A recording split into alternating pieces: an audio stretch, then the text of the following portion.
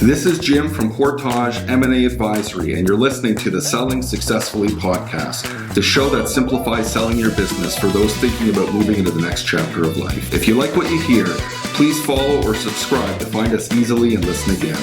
We're here when you need us. Today, we're talking about business valuation and the benefits of planning early. With us today, we have someone close to us, one who's our very own Ryan.buist, who's a partner and our head of valuations. And Ryan's really in charge of three critical pieces. The first is identifying value enhancement strategies, looking at increasing the value of a business, and executing effective exit strategies. So Ryan, thanks for joining us today. Well, thanks for having me. I'm glad I can make it to the very first podcast that you're holding here. Ryan, I can't tell you how often I've experienced this. I'm at a professional outing. Someone approaches me and says, oh, they're super excited. They've got an offer. Someone has come to them and they've put something on the table. They're super, super excited. And what do they say to me? Should I take it? Should I take it? What should I do with this? And I say, hang on. You know, like, let's walk this horse back to the barn and let's have a discussion about this. Usually my response is the same. We really need to understand what exactly you've been presented with. Considering an offer without knowing the value of your business is a risky game. It's very premature in my opinion, and there's nothing wrong with a swift sale, but poorly planned sale can trigger a lot of issues. I'm not sure if you've come across this, but what sort of things, would you recommend in these situations? Yeah, I think, we've had lots of conversations about this. I mean, we get people all the time say exactly what you're saying. Hey, this big company came and they want to buy my business. And you have to sit there and go, well, listen, they're offering that, but that might not be the best price you can get. Let's think about this. Let's do a valuation. Let's make sure that what they're offering is appropriate. And sometimes it just makes sense to have other people at the table, because what's going to happen is someone's going to, come along and say, I'll offer you this, but then through the process, they're going to keep on bringing that price down because they know there's no one else at the table. So it's just really risky for people to, jump on that thing they think is a great deal and that's going to close in 2 seconds. And, sometimes nothing ever comes of it. I'd actually say most times nothing ever comes of that initial lead. You really need to truly, figure out if they're serious, have they done things like this before, is it a good opportunity? So you're telling me that if someone gets an offer at a cocktail party, it's not a good possibility that this thing's going to close? That's exactly what I'm telling you. Yeah, generally, those offers are there to warm you up to the idea that, hey, I'm going to get you something that's going to buy your business.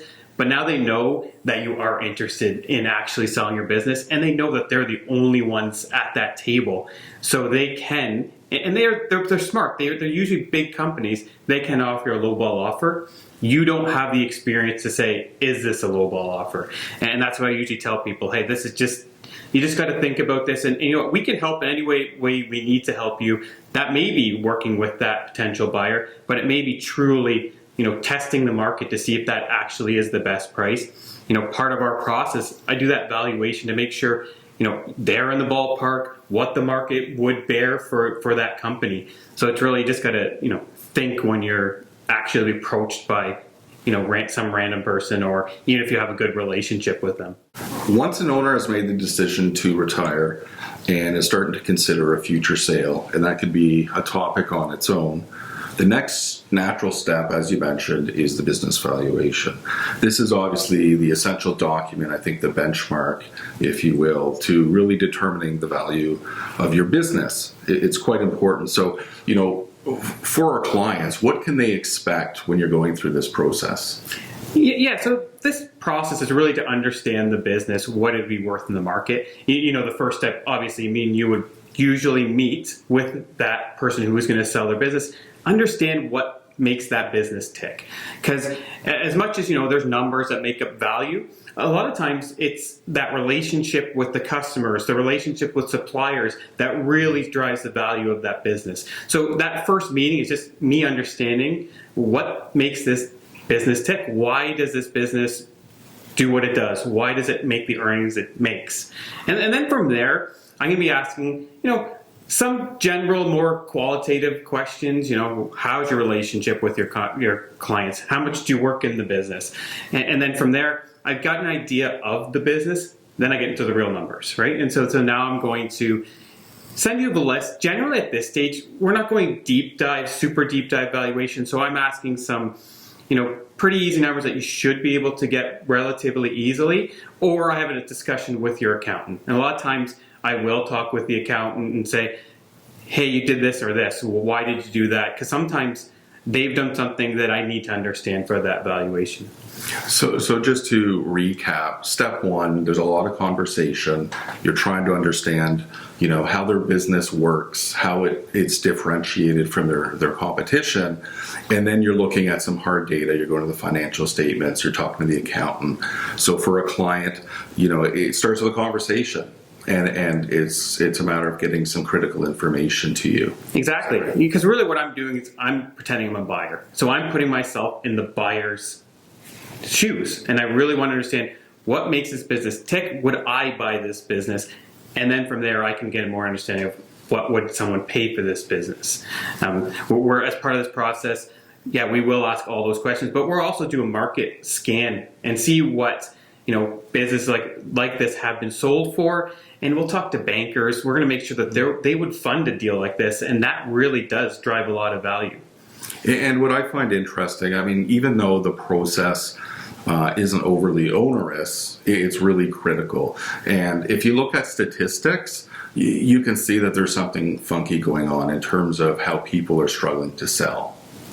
For sure. A lot of times people just don't know how to value their business. They don't know that first step. And a lot of times, like you said, it might not be that difficult, but they're talking to people that might not have the experience of valuing a business. So, they hear multiples of 6 times, of 4 times, of 3 times. They really don't understand it. And sometimes even the professionals that are guiding them who aren't, they don't have experience in valuation, they also don't understand that. So the very first step is to get a true idea of what your business is worth. And that really can guide you to say, can I sell my business? Because, if I tell you can sell your business for $10 million, does that give you enough to retire? So that's really our goal when we do that up front. We want to make sure everyone's comfortable with that price. That price is enough for them to retire, and they can move along with their lives after they sell. Right. So let me ask you a question, and this is just your gut feeling. At the end of the day, if I'm a business owner and I don't get a valuation and I go to market, is it possible I'm leaving money on the table? Oh, definitely. Like I said, a lot of times I have people come in sometimes and say, oh, I've heard my business is worth 3 times. I know before I even do the valuation that 3 times is so far below market, but they were ready to sell to, as we talked about before, these people that have come and approached them, these big shops, and they think, oh, they're big, they're going to offer me the best price, so 3 times of your earnings must be reasonable. Well, I know it's not, but they just might not realize that. Interesting. No, I appreciate that. And the next section, we're going to look at some statistics and see what is actually taking place in the real world. And now that we've established the importance of a business valuation, let's look at some of the statistics. We established that the valuation is critical, and there's no doubt in my mind people are leaving money on the table, right?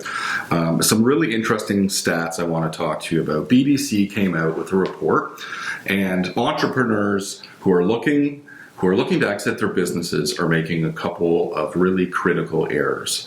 And according to BDC, a lot of folks are slowing down. They're ramping down their business far too soon before they're looking to sell. In fact, 71%, according to BDC here, 71% not willing to take risks to improve business performance, and 52% have no interest in expanding their business, which may cause them to sell below market value. What do you think is driving this? Why are people not investing in their businesses before selling? Because it seems like, when it comes to a home, for example, right? If you're preparing your home for sale, you're going to redo the kitchen, you're going to invest, you're going to make it look pretty. But when it comes to the business, I don't see this. Why is that? Yeah, I think there's a couple of things. I think, one of the big things is time commitment. A lot of these people just don't think that they have the time to really grow their business, to put in that extra work. And so they're going, I'm tired, I don't have the time, I'm just going to run it as it is and let it continue to put along. Do you think they run out of gas? I really do. We always talk about it. We always tell people, hey, we're going through the sale process now. Now is not the time to put your foot off the gas. Just keep it going. Try to keep it growing. You've got maybe a year left. Let's keep it humming along and actually try to increase the business. And then the next thing I think a lot of times is it's pride. These business owners have been the top of their industry and they've been doing really well, and they know they need to grow. They don't know how, and they know they need help, and they're afraid to go and ask for that help. Do you think there's anything here with respect to them not knowing what to do, or like part of me wonders, listen, maybe it's an education piece. Maybe no one has really told them that selling their home and prepping for a sale and investing is critical, and the business is really no different. Make it look good, make it look vibrant. You think education's a part of the equation? Oh, definitely. We have a lot of business owners who don't have the first clue of how to sell the business, how to grow the business, what to do, what metrics do they need to even look at to make this a more saleable business or to make this a larger business. And so we all know there's coaches out there who can teach people to scale up, and a lot of people just don't understand how to do that. Right. One of the most important factors in attaining a good business valuation and ensuring that you get solid businesses to the table is planning. And this is one of the pieces that is really near and dear to me. I really think this is something people really need to think about, because oftentimes it's a knee-jerk reaction. They're fatigued, they've run out of gas, like you said earlier, and they just want to move. They want to get out of the pressure cooker and they want to move. But that's not the case. We know that from a tax standpoint, it takes at least 3 to 5 years to get all your ducks in a row. And that's just the tax piece. And there's many more pieces, obviously, that are involved than just the tax element in all of this. So, and I also believe that if people are planning prudently, they're going to enjoy the process. It's not going to be as stressful. It's not going to be as difficult. However, this isn't always the case. So can you talk to me a little bit about, at what point would you want to talk to a potential seller? At what point would you want to have conversation with them around, let's plan to sell 5 years down the road? I know it sounds a little bit premature, but the reality is statistically, it shows to be the best time to sell is at least 5 years out. Yeah, exactly. Like honestly, the earlier I can talk to someone, the better. If it's 10 years out, it doesn't really matter. There's a lot of things that you can do 10 years down the road to make this a better business. And the funny thing is, the more you do this, probably the less time you're going to be involved in your business. It's actually going to free up your time, because one of the biggest things to make a business saleable and worth more is that management is not involved in the day-to-day operations. That they really truly are managing the company.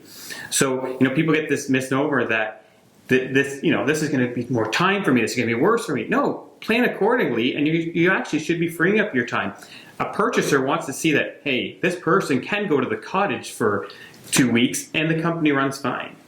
So 5 years out, someone should come to you and say, hey, listen, I'm thinking about selling my business.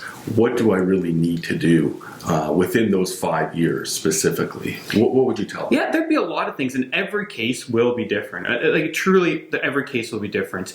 The main thing, and I always tell people, and you don't need a business value to tell you this, you need to increase your earnings, you need to increase your revenue. The biggest thing that causes a price to go up is obviously the net earnings. And at a certain point, the multiple even changes. So if a company is worth 4 times their earnings, at a certain point it just jumps to 5, just because you reach a certain threshold.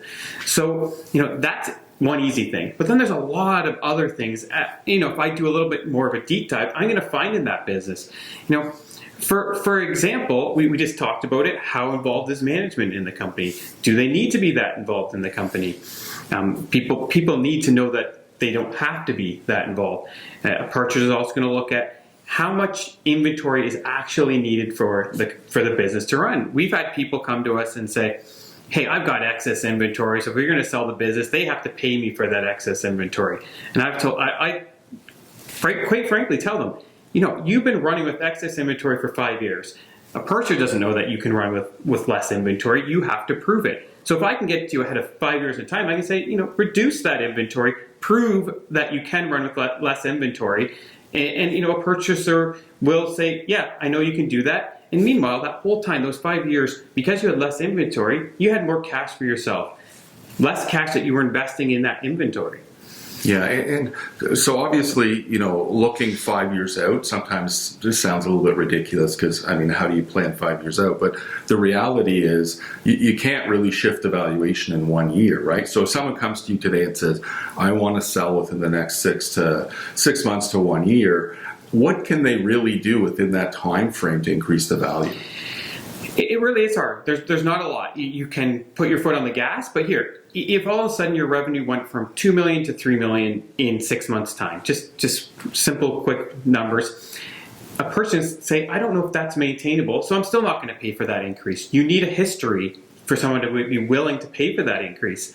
So you really do start need to planning earlier if you want that higher price. If you're tired and say, I just want to sell, well, that's the price you will get what I value at. I don't think you can increase it within 6 months. Right. And so it's interesting because, we've had experiences where some of our clients have come to us. There's a medical issue.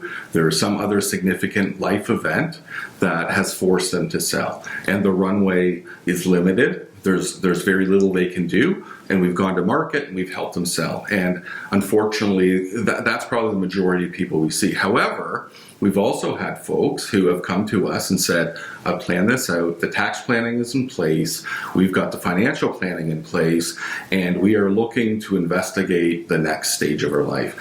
And from experience, this is a much more enjoyable process, not only for them, but for us, because we know the ducks are in a row. What do you typically see when that's the case?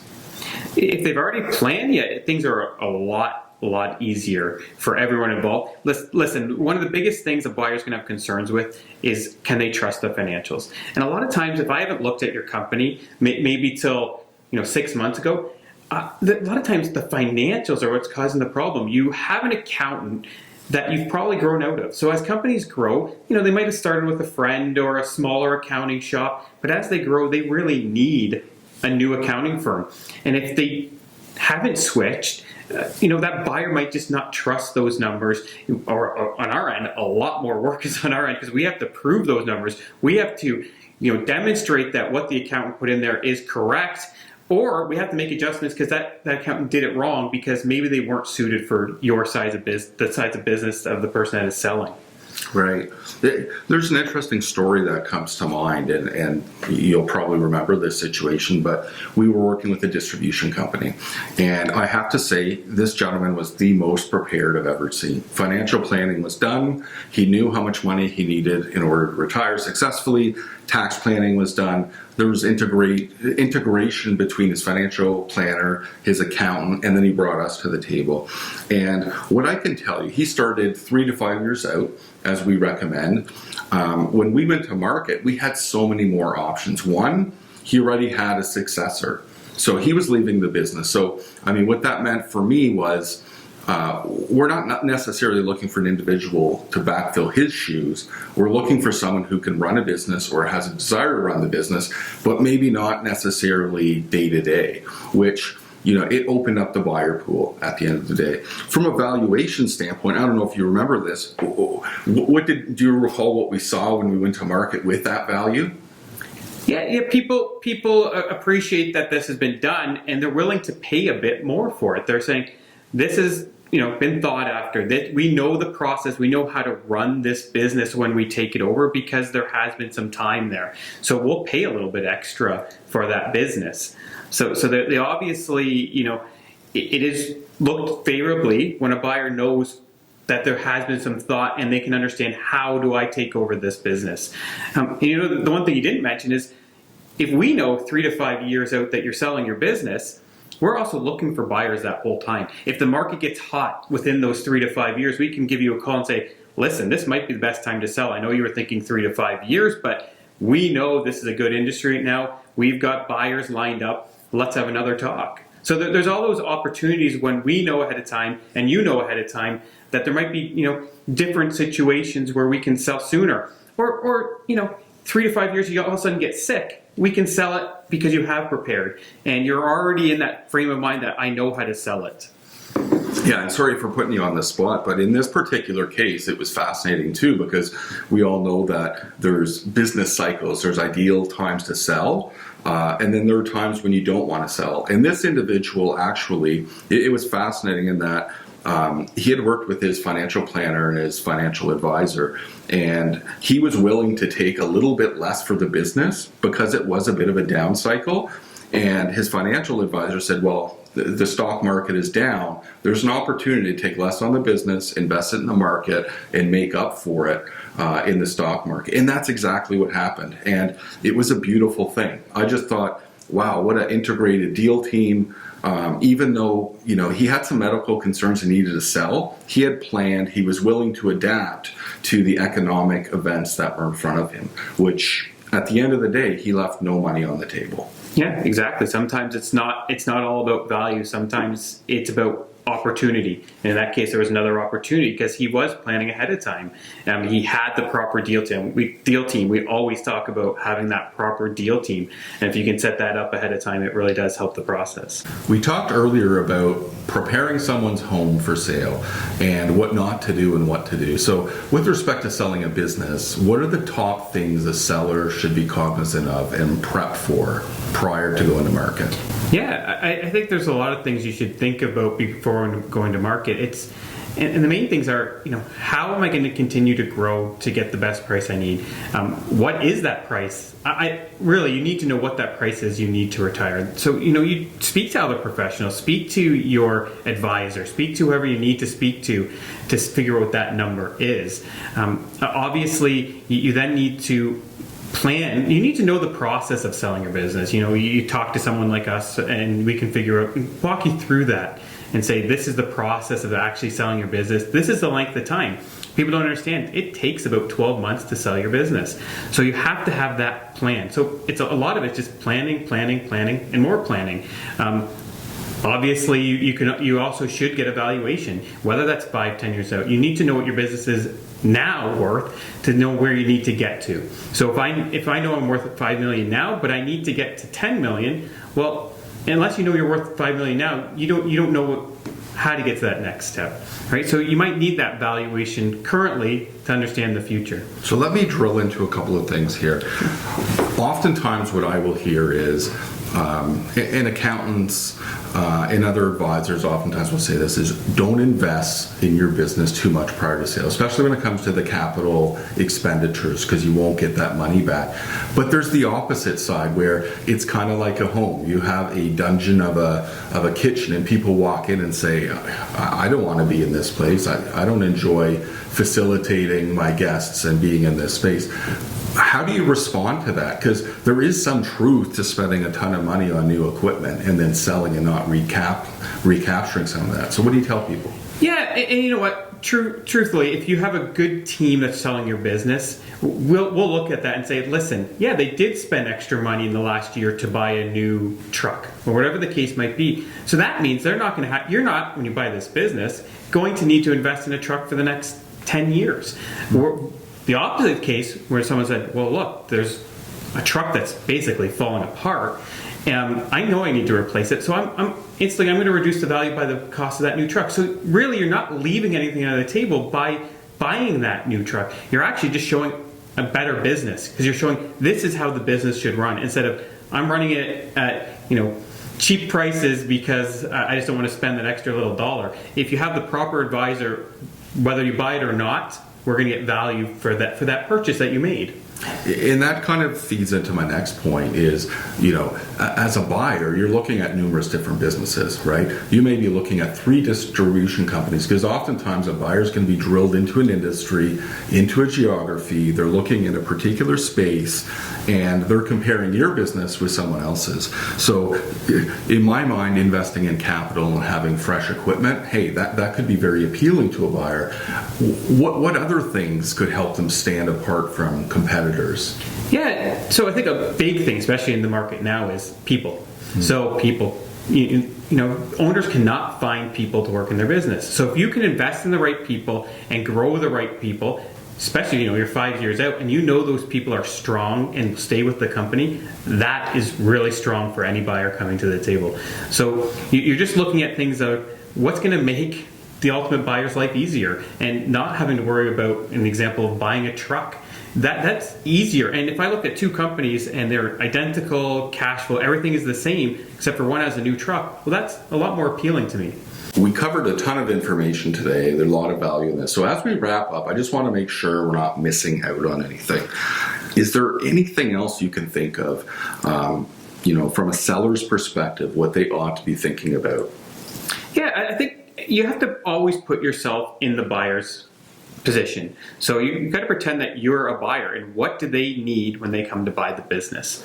And, I know we've talked about it before, but this buyer, you think about the buyer. It might not be someone like yourself that started this company and built it up over time. It might be a big private equity or a different type of player that, because of your size, because you've now grown the business, and this person really needs less management to be able to run the business, not an owner manager. They need management because they're more of an investor, and they will from high, they will govern the business, but they're not truly running the business. So you have to put yourselves always in that buyer, and which buyer is going to buy a business such as whoever's selling.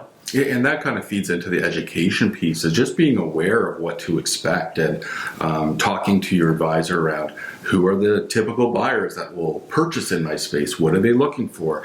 And I find the same. Oftentimes, as a seller, you're so fixated on your own business, you're so fixated on the valuation that you really forget to think about what it's like to be perhaps a younger entrepreneur looking to buy a business, or perhaps a more sophisticated private equity group where they're examining a business. And the pieces that come to mind are financing. Think about how they're going to come up with the money. Maybe you have a value in mind for your business, but at the end of the day, someone's going to go, they're going to need to go find that money in order to purchase the business. And at the same point in time, you want to put your best foot forward as a seller so it's attractive to those buyers. So I think it's a good point about thinking about putting the shoe on the other foot and walking in it to really get a feel for what it's like to be on the other side of the table. Yeah, exactly. I think if you don't, you definitely will leave money on the table, and that's why planning is important, because you again, we talk about, and I'm going to go back to it, we talk about a company that's turning from 5 to 10 million. That might be a different buyer at 10 million. So you're not thinking about buyer now, you're thinking of buyer when I want to exit. So you not just putting yourself in the current buyers, or who you think a current buyer would be, but what's the future buyer look like? And that's a wrap. This will conclude our first podcast on selling your business successfully. Special thanks to Ryan for joining us. Thank you very much, Ryan. And for those of you looking to get more information on a business valuation and learning more about Ryan, please check out his LinkedIn profile or visit us at portageadvisory.com. Thanks for listening to the Selling Successfully podcast. We've created key takeaways that you can download and access via our podcast page. Please remember to like or subscribe to keep this podcast handy, and we'll see you next time.